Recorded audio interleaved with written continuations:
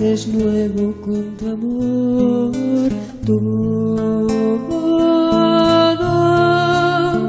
Todo lo haces nuevo, todo lo haces nuevo con tu amor.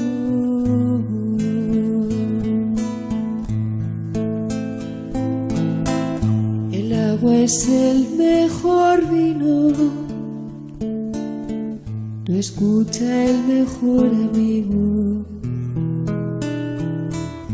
Tu mirada respetuosa, el mejor bálsamo conmigo. Mi barro con barro curas, devolviendo luz y voz. Tu caricia mi sed apura por el agua de tu amor.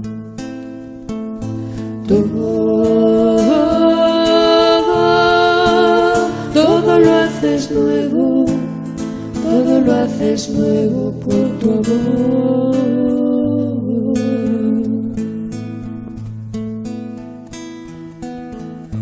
Limpias mis telarañas, me vistes de dignidad. Y bien sé que no te engañas, que conoces mi identidad. No te asustan mis demonios, me acompañas y se acallan. Solo con tu amor el odio muda de mí su morada.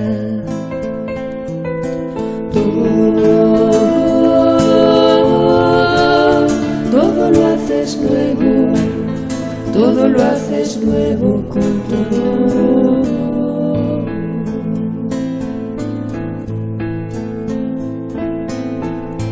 Nunca me pones un precio, nunca me has pedido nada. Nunca vendrás exigiendo amor, con amor se paga. Pero tu amor me rescata, me renueva y me restaura, me enseña que no estoy solo. Y entiendo al fin tu mirada, amamos unos a otros.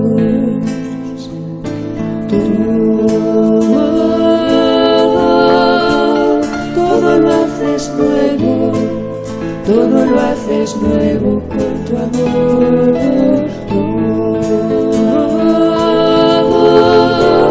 Todo lo haces nuevo, todo lo haces nuevo con tu amor.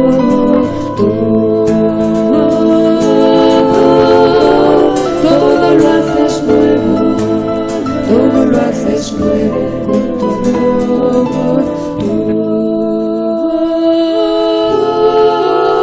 Todo lo haces nuevo, todo lo haces nuevo con tu amor.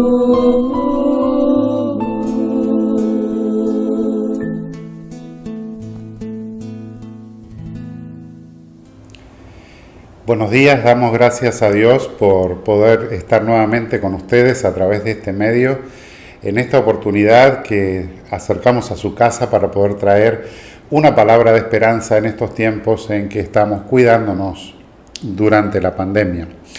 Hay varios textos bíblicos en el Antiguo Testamento, en la Biblia hebrea, en los que Dios reclama a su pueblo la exclusividad en cuanto a los asuntos de la adoración.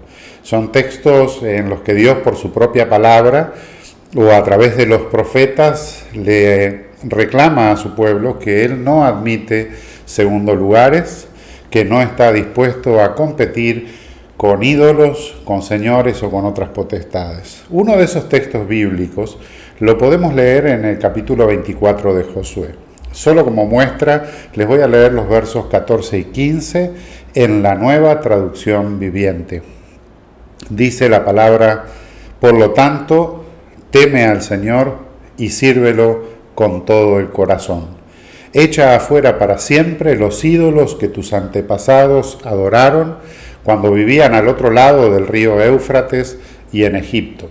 Sirve únicamente al Señor. Pero si te niegas a servir al Señor, elige hoy mismo a quién servirás. ¿Acaso optarás por los dioses que tus antepasados sirvieron del otro lado del Éufrates? ¿O preferirás a los dioses de los amorreos, en cuyas tierras ahora vives? Pero en cuanto a mí y a mi familia, nosotros serviremos al Señor, dijo Josué. Es un texto desafiante que plantea la pregunta sobre en quién creer, sobre en quién confiar, y no solo en términos personales, sino como parte de lo que es el pueblo de la fe. La pregunta que Dios plantea a través de las palabras de su mensajero es una pregunta al pueblo, es una pregunta de carácter colectiva.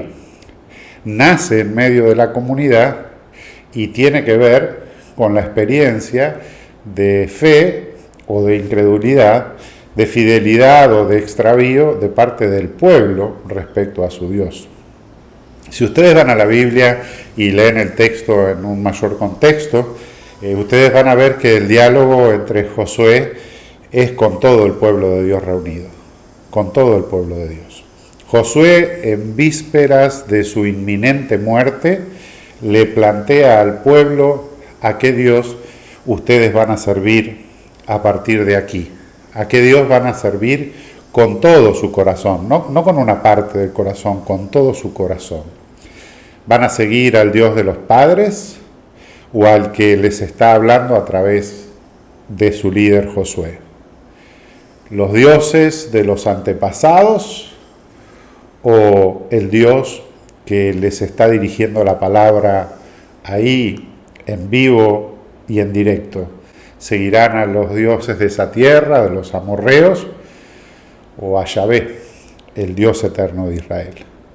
Elige hoy a quién servirás. Es la palabra fuerte que Josué le dice al pueblo. Elige hoy a quién servirás. Elige hoy a quién servirás. Y elige bien. Se trata de una elección, de la elección que debe hacer el pueblo. Todo pasa por la decisión de cada uno de los individuos de ese pueblo, cada uno asumiendo su propia responsabilidad. Pero el resultado, las consecuencias son colectivas. Por eso Josué, como tantas otras veces, se pone a sí mismo como ejemplo, se compromete y proclama públicamente: yo no sé lo que harán ustedes ante esta disyuntiva, pero mi elección, dice Josué, es someter la vida a Dios, al Dios de Israel, al Dios verdadero, al Dios de la liberación, al Dios que prometió y llevó al pueblo hacia la tierra. Dice Josué: en cuanto a mí y a mi familia, nosotros serviremos al Señor, afirma. Otra vez es una afirmación comunitaria, porque no habla solo de él, sino de toda su familia. Es una invitación a que el pueblo, como la familia de Dios, haga la misma elección y se comprometa con el Dios que les ha llamado, que les ha guardado, que les ha cumplido, que ha sido fiel. Es una buena sugerencia para la gente de aquel tiempo, pero también es una buena sugerencia para nosotros hoy, especialmente en aquellos lugares donde la gente entrará a tener un minuto de conciencia, de reflexión sobre el presente y sobre el futuro en un cuarto oscuro, y depositará sus intenciones en una urna. Elige a quién servirás. Elige bien. Por lo pronto yo y mi familia pondremos todo en las manos del Señor. Es una instrucción bíblica de radical actualidad. Es el tema que se conversa en las calles, es el tema que se conversa en las casas, es el tema sobre el cual se hacen encuestas, es el tema sobre el cual se informa y se desinforma. Y todos quieren que tú elijas. Elige hoy, pero elige libremente, elige con conciencia y elige poniendo los proyectos de Dios primero. No siempre las elecciones son fáciles. A veces nos toca elegir entre cosas que no queremos. Incluso a veces la elección que nos toca tomar en asuntos de la vida puede ir bien a contracorriente de nuestra familia, de nuestras tradiciones. Cuando el Espíritu de Jesús que nos renueva nos moviliza a opciones de seguimiento, generalmente son radicalmente distintas a lo que estábamos acostumbrados. A veces incluso en contra de las costumbres. Y eso ciertamente es más complejo, porque entonces el seguimiento empieza a tener consecuencias, y no siempre consecuencias fáciles. Por eso quizás Jesús dijo que en el mundo nos tocaría experimentar aflicciones, pero que tengamos fuerza, porque Él es el que demuestra que este mundo es vencido, que este mundo lo tiene que cambiar. Y esa experiencia de tomar decisiones difíciles no fue algo que no le sucediera a Jesús. Jesús tuvo que tomar decisiones, ¿se acuerdan? Cuando le pregunta a su padre en oración si puede dejar de tomar esa copa de trago amargo. Está ante la disyuntiva, tiene que elegir. Y bueno, elige caminar los caminos que le llevaron a consagrar su vida a través de la experiencia dolorosa de la cruz. Pero a veces hay tiempos entonces que tomar decisiones se transforman en tiempos difíciles y a veces que separan las aguas. Como en aquellos momentos que relata el Evangelio de Juan, en el capítulo 6, cuando a algunos seguidores de Jesús se les empezaba a hacer difícil el camino del seguimiento, porque no podían aceptar por completo la prédica de Jesús y se les hacía más difícil aún las prácticas de Jesús, tan adversas y tan diversas respecto del templo, respecto de las autoridades, incluso del imperio que estaba sobre Israel. Y así las cosas, la gente empezaba a hablar sobre lo difícil que es seguir a Jesús y sobre hasta qué punto Jesús estaba trayendo una enseñanza de parte de Dios o estaba hablando en contra de todo lo que de Dios se les había dicho. Jesús predicaba y vivía radicalmente diferente a los maestros de la ley, y alguna gente no podía con eso. Por eso en determinado momento Jesús les pregunta a sus seguidores si están dispuestos o no a seguir en el camino, que tomen la elección de seguirlo o de rechazarlo, de huir. ¿Por qué camino quieren ir? Recordemos el episodio relatado en el Evangelio de Juan, en el capítulo 6, 60-69, que vamos a leer en la Nueva Traducción Viviente, que refiere a aquel momento en que muchas discípulas y discípulos de Jesús decidieron abandonar los caminos de Jesús. Dice el texto, muchos de sus discípulos decían, esto es muy difícil de entender, ¿cómo puede alguien aceptarlo? Y Jesús, que estaba consciente de que sus discípulos se quejaban, así que les dijo, ¿acaso esto los ofende? ¿Qué pensarán entonces si ven al Hijo del Hombre ascender al cielo otra vez? Solo el Espíritu da vida eterna. Los esfuerzos humanos no logran nada. Las palabras que yo les he hablado son espíritu y son vida, pero algunos de ustedes no me creen. Pues Jesús sabía desde un principio quiénes eran los que no creían y también quién lo traicionaría. Entonces les dijo, por eso dije que nadie puede venir a mí a menos que el Padre me lo entregue. A partir de ese momento, muchos de sus discípulos se apartaron de él y lo abandonaron.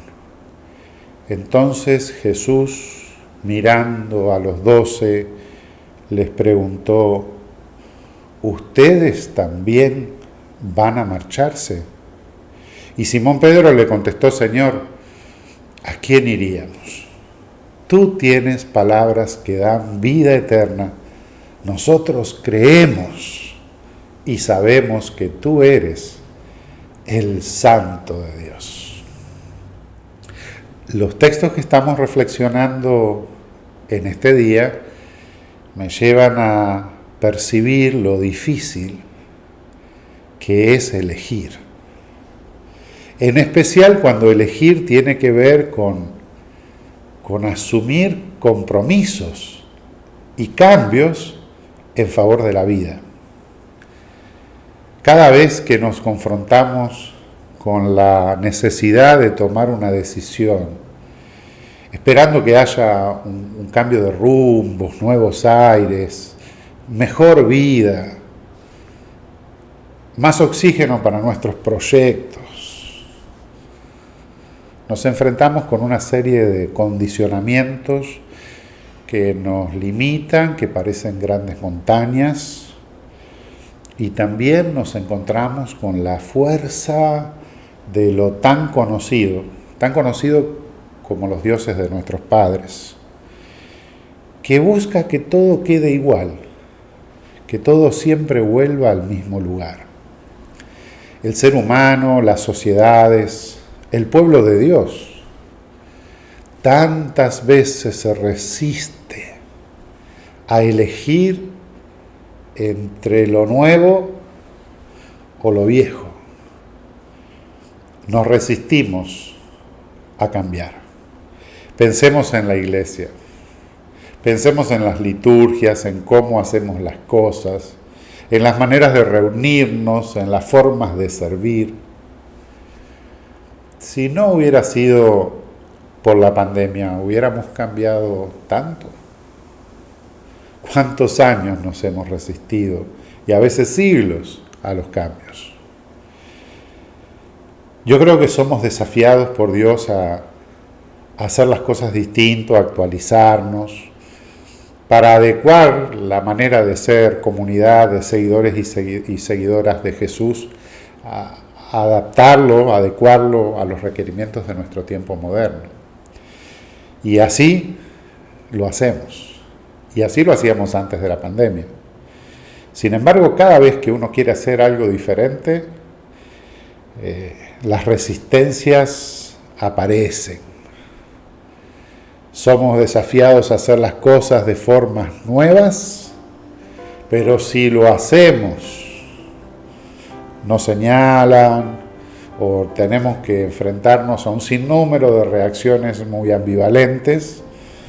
Y yo digo que hay que asumir eso como parte de la realidad y seguir adelante tras los caminos del Señor. Tampoco hay que preocuparse tanto, pero cuando se plantean maneras nuevas de hacer las cosas, a unos les va a parecer perfecto, a unas, y apoyarán incondicionalmente las nuevas maneras y disfrutarán de la creatividad, de la novedad, pero muchos otros querrán volver lo antes posible a lo tradicional. No están muy contentos con los cambios o hasta los aceptan, pero frunciendo el ceño. Y se puede constatar en todos los aspectos de nuestra propia vida que cambiar, siempre que implique romper con algunas cosas que por mucho tiempo han sido aceptadas, o que es lo que conocemos como la manera de vivir, de actuar, de pensar, eso no es tan sencillo. Por eso son tan desafiantes los tiempos de cambios, como el tiempo en el que estamos ahora como humanidad. Y ciertamente algunos se agarrarán fuertemente al pasado como lo único que les da fortaleza, y también otros tirarán con mucha facilidad por tierra con todo lo que hasta ahí se conoció.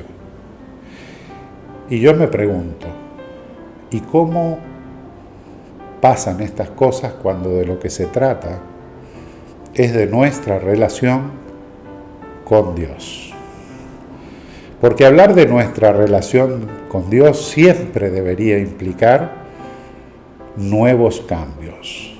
Si no, ¿qué sentido tiene encontrarnos con aquel que es totalmente otro, radicalmente distinto a la humanidad, y a la vez nos ha hecho a nosotras y a nosotros aquel espacio de vida donde se puede expresar la semejanza que tenemos con Dios? Resuena la pregunta de Josué: ¿seguiremos al Dios de los antepasados o estaremos dispuestos a una nueva alianza? ¿Querremos abandonar o asumiremos el costo de seguir? Uno de los lemas más movilizadores de la Reforma Protestante del siglo XVI, que conmemoraremos ahora el 31 de octubre, fue justamente que la Iglesia reformada siempre tiene que estar reformándose. ¿Y por qué? Pues porque el rumbo de seguimiento a Dios exige cambios. Que así nos ayude el Señor para que nosotros también, cumpliendo con la voluntad del Padre y del Hijo, podamos ir transformándonos para llegar a ser esa iglesia, esa sociedad que Dios ha soñado para nosotros. Porque al menos yo estoy convencido, y la palabra lo afirma de muchas maneras, que Dios está disgustado con esta manera de ser del mundo, que en vez de adelantar las causas de la vida, expande la muerte como una peste más mortífera que el virus. Así que así nos ayude Dios.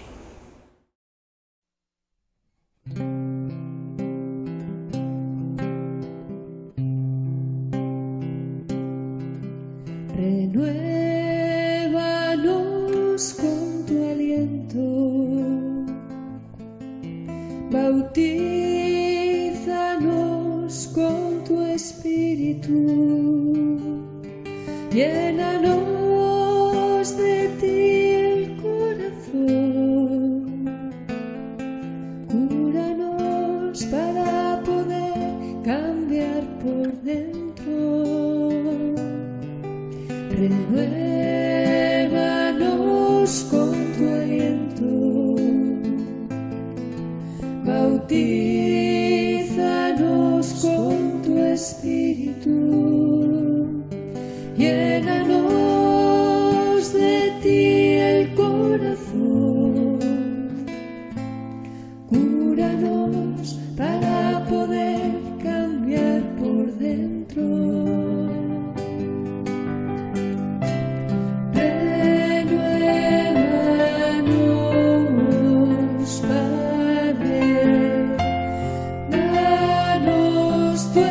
Espíritu.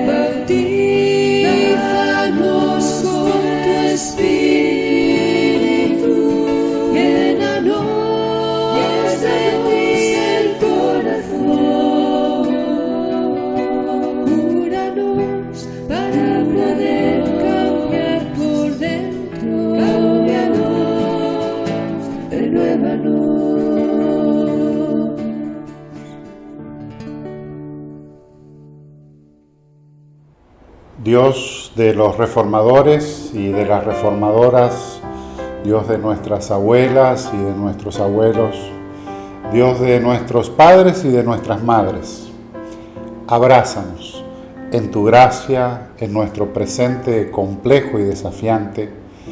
Condúcenos por senderos de esperanza.